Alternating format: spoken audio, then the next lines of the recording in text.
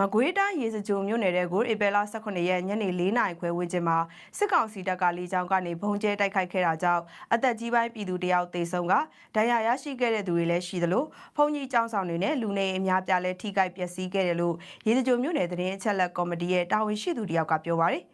စစ်ကောင်စီတပ်ရဲ့လေကြောင်းတိုက်ခိုက်မှုကြောင့်ခြေထောက်ပြတ်သွားခဲ့တဲ့ဗလဘကျေးရွာကအသက်80အရွယ်ဦးအောင်တန်းဟာစေကုသနေရင်ဧပြီလ18ရက်နေ့မနက်မှာသေဆုံးသွားခဲ့တာလို့ဆိုပါတယ်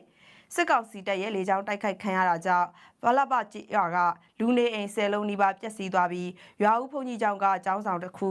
မီးစက်ရုံနဲ့အုတ်တိုင်းတွေလည်းထိမှန်ပျက်စီးခဲ့သေးတယ်လို့လည်းဆိုပါတယ်